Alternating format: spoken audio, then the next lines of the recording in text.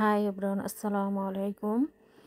আজকে সকালে থেকে দেখি ওয়েদারটা রোদ্দ উজ্জ্বল। এতটা ওয়েদার রোদ থাকলে ওই দিন আমার মনটা অনেক ভালো লাগে।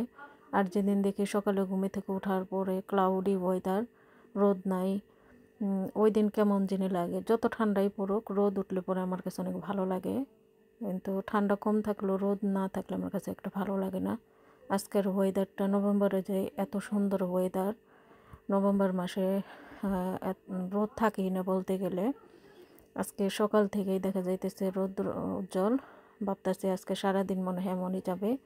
যাই হোক, আমার কাছে ওয়েদারটা দেখেও অনেক ভালো লাগতেছে। আমরা যেহেতু ইটালি থেকে আসছি ইংল্যান্ডে, ইটালির ওয়েদারটা অনেক ভালো। এখানে যতই ঠান্ডা পড়ুক, রোদ উঠে, ওয়েদারটা অনেক ভালো। কিন্তু ইংল্যান্ডের ওয়েদার সবসময়ই খারাপ থাকে, রোদ তেমন একটা দেখাই যায় না। আর শীত শীত আসলে তো রোদ দেখা তো ভাগ্যের ব্যাপার।